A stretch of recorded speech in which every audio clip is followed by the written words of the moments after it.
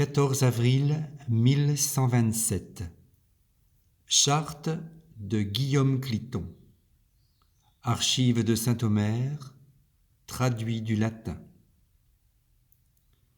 Moi, Guillaume,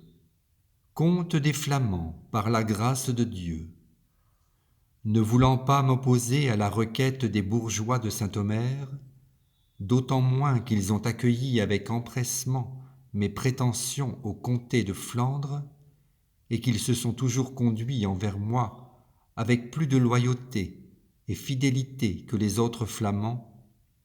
je leur reconnais à titre perpétuel les lois et coutumes suivantes que j'ordonne demeurer fermes et définitives. Et d'abord, que je leur fasse la paix avec quiconque, et que je les soutienne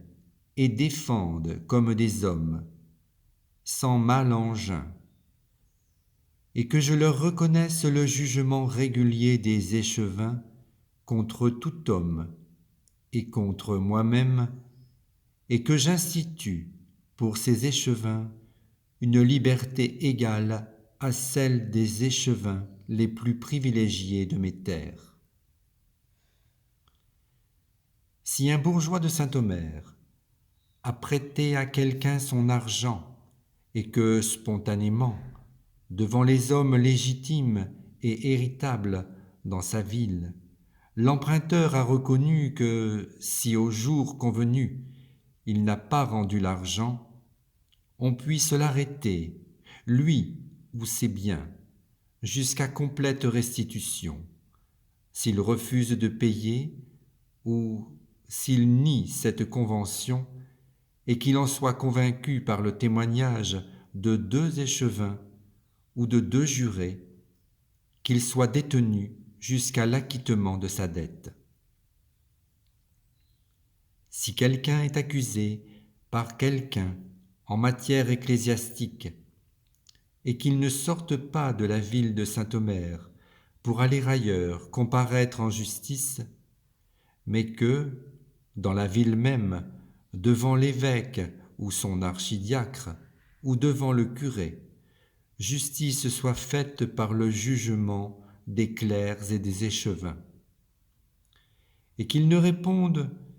que de 3 choses: la profanation d'une église ou d'un cimetière, les blessures faites à un clerc, les violences contre une femme ou un viol. Si plainte est faite pour d'autres choses, que cela soit tranché devant mon prévôt et mes juges, car ainsi en a-t-il été décidé devant le comte Charles et l'évêque Jean. Et je leur reconnais la liberté dont ils ont joui sous mes prédécesseurs, savoir qu'ils ne sortiront jamais de leur pays pour aller à l'Est, sauf si une armée ennemie envahissait la terre de Flandre.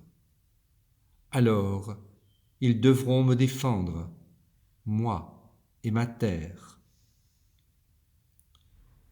Tous ceux qui ont la guilde des bourgeois et qui y appartiennent et qui demeurent dans le cingle de la ville,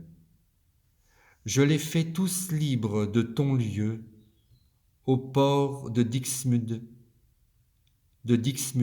à Gravelines, et je les fais libres du droit de naufrage par toute la terre de Flandre. À Bapaume, j'institue pour eux le même ton-lieu que pour les Arageois. Quiconque entre eux se rendra sur la terre de l'empereur pour son négoce, que nul des miens ne les contraigne à payer la anse. S'il m'arrive un jour de conquérir une autre terre que la Flandre, ou si un traité de paix se fait entre moi et mon oncle Henri, roi d'Angleterre, je les ferai affranchir dans ce traité de tout ton lieu ou coutume, dans tout le royaume des Anglais ou dans la terre conquise. Sur tous les marchés de Flandre, si quelqu'un élève une plainte contre eux, que, pour toute plainte, il soit jugé par les échevins, sans duel, et qu'il soit désormais libre du duel. Tous ceux qui habitent ou qui habiteront désormais à l'intérieur du mur de Saint-Omer, je les libère du cheuvage, le sens capital et des avoueries. Leur argent,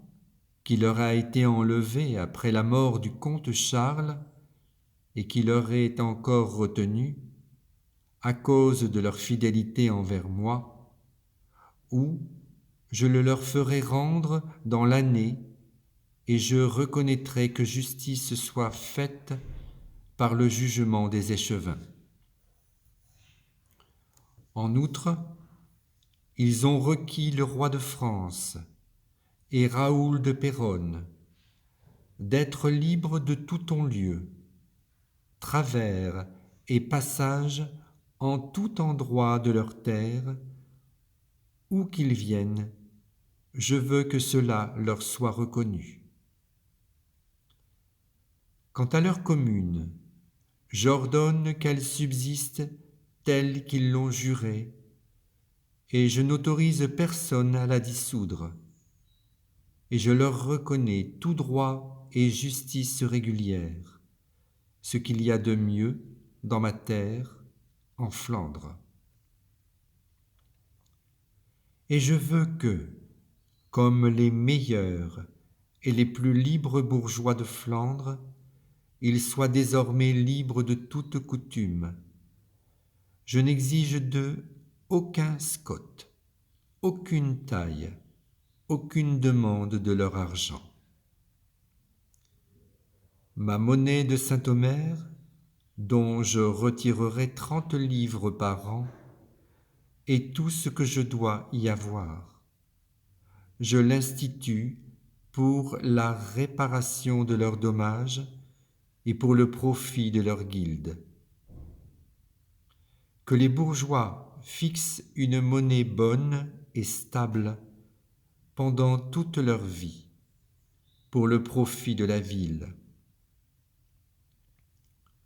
Quant aux gardes, qui, veillant chaque nuit de l'année, gardent le château de Saint-Omer, et qui, outre leur fief et la prébende instituée pour eux de toute antiquité en avoine, fromage et peau de bélier, exigent injustement et par violence de chaque maison de la ville, à savoir près de Saint-Omer et près de Saint-Bertin, un pain et un denier, ou 2 deniers à la Noël, et qui, à défaut, prennent des gages chez les pauvres, qu'ils n'osent plus réclamer rien au-delà de leur fief et prébende. Quiconque viendra à Niorlé, d'où qu'il vienne, pourra venir à Saint-Omer avec ses biens dans le navire de son choix. Si je fais la paix avec Étienne, comte des Boulonnais, dans cette réconciliation, je les ferai libérer de ton lieu et du droit de naufrage à 800 et dans toute sa terre. Je leur reconnais, pour en jouir, comme sous le comte Robert le Barbu, le pâturage autour de la ville de Saint-Omer, dans le bois de l'eau, dans le marais, dans les prairies, dans la bruyère et dans Hongre-Coltre, exception faite de la terre des lépreux. De même, les maisons qui sont dans le métier de l'avoué de Saint-Bertin, celles du moins qui sont habitées, Je les veux libres de toute coutume. Elles donneront chacune 12 deniers à la Saint-Michel, plus 12 deniers du banc du pain et 12 deniers du banc de la bière. Les maisons vides ne donneront rien. Si un étranger attaque un bourgeois de Saint-Omer et qui fait subir affront ou tort ou lui enlève ses biens par la force, et qu'après un tel méfait il réussit à lui échapper, et que, cité ensuite par le châtelain ou par son épouse ou par son sénéchal, il dédaigne ou néglige de venir à satisfaction dans les 3 jours, tous en commun vengeront sur lui l'injure faite à leur frère. Si dans cette vengeance, sa maison est abattue ou brûlée, ou si quelqu'un est blessé ou tué, que celui qui aura accompli la vengeance n'encourt péril de son corps ni de ses biens, qu'il ne ressente ni ne redoute mon mécontentement.